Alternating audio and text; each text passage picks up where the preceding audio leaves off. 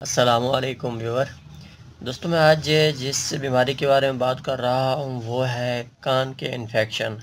दोस्तों मोस्टली छोटे बच्चों में या बड़ों में कानों के इन्फेक्शन रहते हैं और ये अक्सर तौर पे जो कानों का इन्फेक्शन ज़्यादा रहता है वो छोटे बच्चों में रहता है और ख़ास तौर पर उन बच्चों में होता है जिनकी उम्र 6 साल से कम हो या 10 साल तक के बच्चे हों। उनमें चांसेस ज़्यादा होते हैं कान के इन्फेक्शन के बनिस्बत बड़ों के। अडल्ट्स में होते हैं इन्फेक्शन कम होते हैं एज़ निस्बत जो देखें तो बच्चों में। दोस्तों अगर हम इसकी वजह देखें कि कान के इन्फेक्शन किस वजह से होते हैं तो मोस्टली दो तरीके से होते हैं। या तो बैक्टीरिया की वजह से हो सकता है या वायरस की वजह से होता है। ज़्यादा चांसेस फिर भी वायरस की वजह से होते हैं। दोस्तों इसमें जो इन्फेक्शन होता है कान के अंदर ये ज़्यादा तौर पे जो मिडल एयर है वहाँ पे इन्फेक्शन होता है। अब इसकी अगर हम अलामात की बात करें, जो इन्फेक्शन है उस वक्त ये होता है कि बाज़ का सोजिश वगैरह भी हो सकती है या बाज़ का दर्द वगैरह होता है या एक फ्लूइड डिस्चार्ज हो रहा होता है कान से और साथ में किसी किसी पेशेंट में बुखार भी हो सकता है।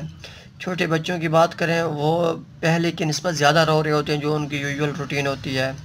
इसमें होता यह है कि नींद डिस्टर्ब होती है, वो चाहे छोटे बच्चे हों या बड़े हों या उनको नींद के अंदर एक दुश्वारी होती है।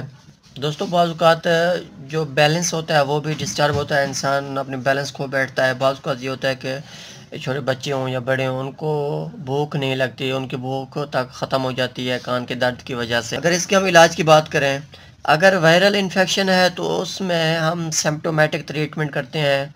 उसमें हमारा जो मकसद होता है वो मेनली फोकस होता है उस पेन के साथ या सोजिश के साथ ताकि वो ख़त्म हो।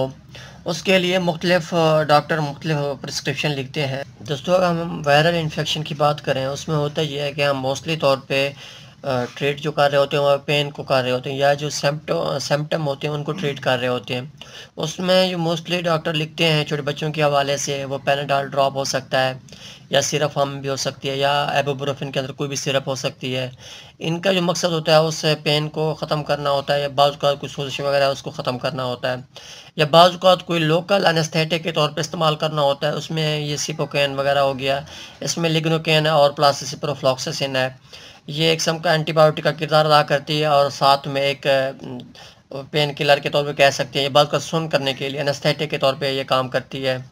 दोस्तों वैसे तो 1 से 2 हफ्ते के बाद वैसे नॉर्मल रूटीन के अंदर कान ठीक ही हो जाते हैं मोस्टली पेशेंट्स के। कुछ में अगर ठीक नहीं होते तो फिर डॉक्टर हज़रात एंटीबायोटिक की तरफ आते हैं कि ये कहीं बैक्टीरियल इन्फेक्शन ना हो। इसमें मोस्टली अमेक्सोल ड्रॉप हो सकता है, ऑगमेंटन ड्रॉप हो सकता है या बाज़ औक़ात।